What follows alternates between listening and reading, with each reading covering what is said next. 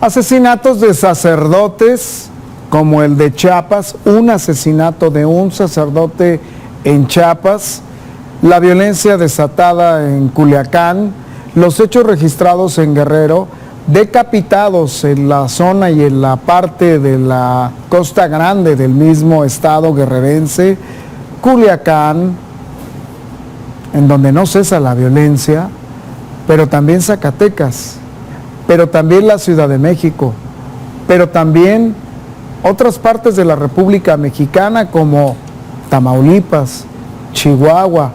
Prácticamente las 32 entidades federativas están envueltas en una guerra por el territorio, por el liderazgo, en el caso de Culiacán, en Sinaloa, el liderazgo de los cárteles o el cártel de Sinaloa específicamente, pero en esa disputa entre mayos y chapitos.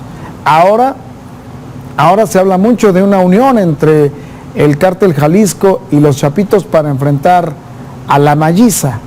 En fin, ese es el México quebrado, el México rojo, el México violento, que a prácticamente 21 días de la toma de protesta de la presidenta Claudia Sheinbaum, de la asunción al poder de Claudia Sheinbaum Pardo, las cosas no han cambiado. Seguimos estando en un escenario de violencia constante y permanente. Y sí, sé que me van a decir que soy chayotero, que soy amarillista, que soy sensacionalista, pero la realidad ahí está. Las cosas no han cambiado en México. Y no han cambiado porque llevamos 21 días de la administración de la presidenta Claudia Sheinbaum y pareciera que sigue gobernando Andrés Manuel López Obrador. Pareciera que todavía está la mano de López Obrador metida en el gobierno federal y que no ha habido algún mensaje contundente que permita a los mexicanos tener la esperanza de que las cosas pueden cambiar. Sí, está Omar García Harfuch, el secretario de Seguridad Pública, que ya ha medio esbozado lo que podría ser una estrategia para combatir la guerra intestina que vive México, pero no hay nada en concreto. Hoy se le sigue dando prioridad en las mañaneras del pueblo a otros asuntos, a concretizar la venganza de López Obrador al Poder Judicial. Hoy el tema es el Poder Judicial. Hoy el tema es esa resistencia que todavía queda en el Poder Judicial por parte de jueces y magistrados y ministros que lo que quieren es que ese poder no sea totalmente demolido y que se acabe prácticamente la república y la división de poderes.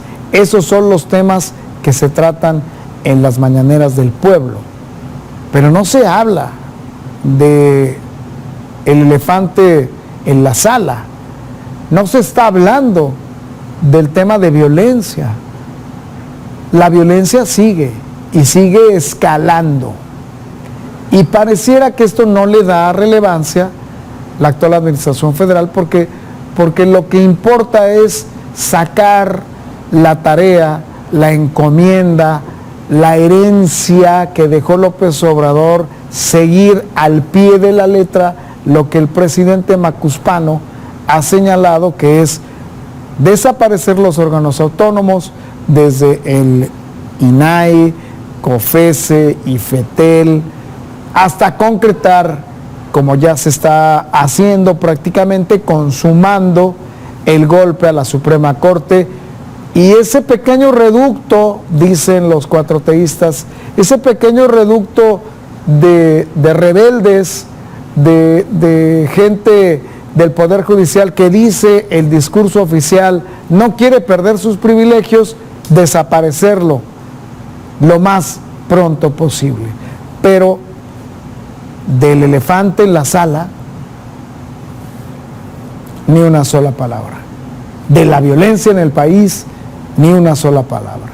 Ayer le preguntaban a la presidenta Claudia Sheinbaum qué iba a pasar con el asesinato del sacerdote allá en Chiapas. Decía, lo vamos a ver y lo vamos a tratar mañana, o sea, hoy.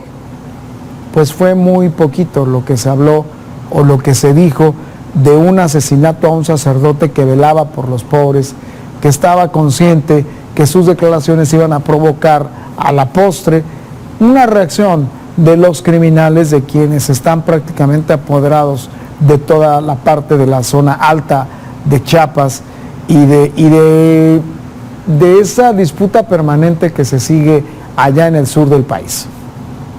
El sur del país incendiado, el centro del país incendiado, la misma capital de la República, ese escenario de ejecuciones en pleno mediodía, el centro histórico de la Ciudad de México, por las disputas en cuanto al control de los comerciantes que se tiene desde hace tiempo y cómo se ha dejado crecer esta parte.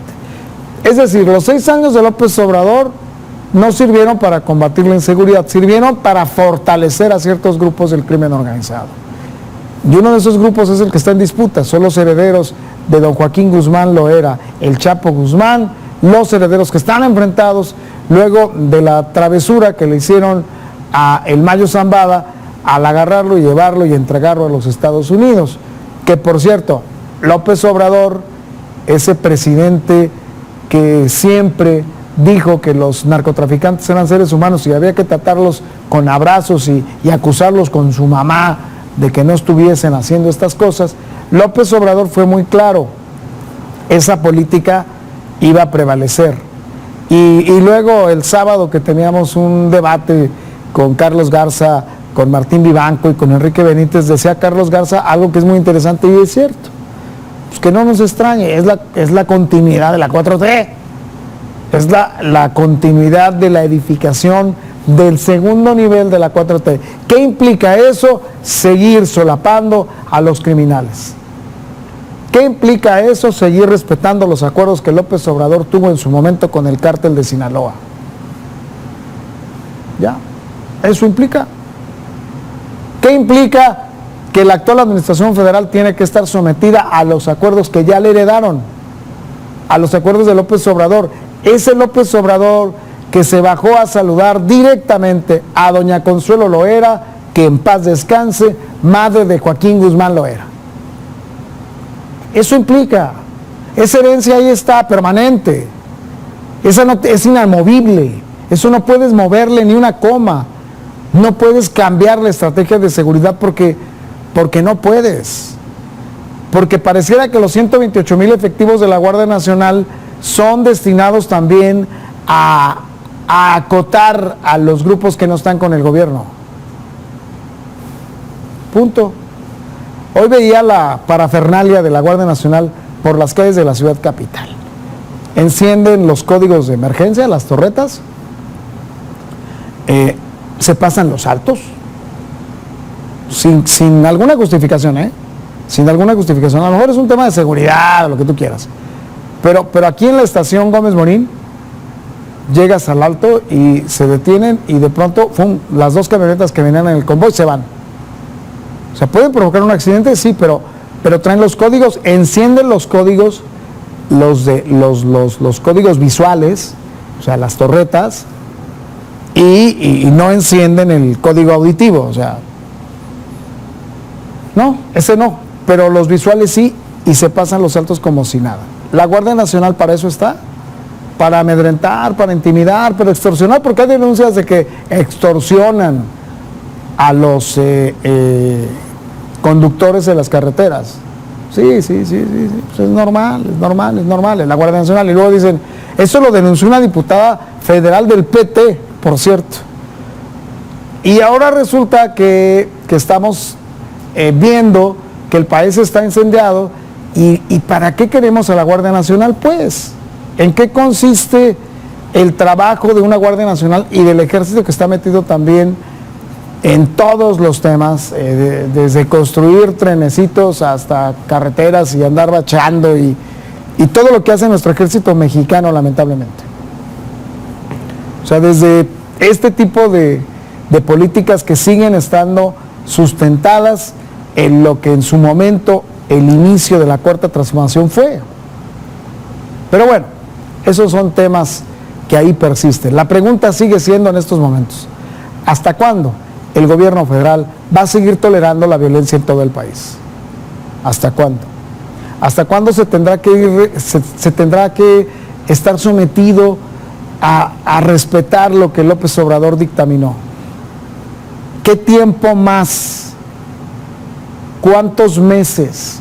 ¿Cuántos años tenemos que esperar que exista una reacción o una estrategia que sea completamente diferente a los abrazos, apapachos y besos que López Obrador le dio al crimen organizado? Los hechos ahí están, y los hechos son sagrados.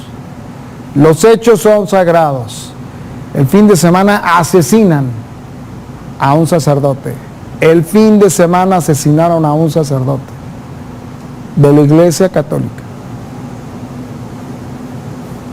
Bueno, para algunos y para algunas esto es normal, porque ya los escucho, ya los escucho cómo quieren justificar esto.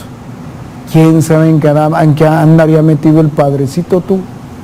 Seguramente habrá andado en otras cosas, pero no, el gobierno federal está cumpliendo. Ya los escucho a esos defensores a ultranza, fanáticos, que siguen defendiendo lo indefendible. En fin.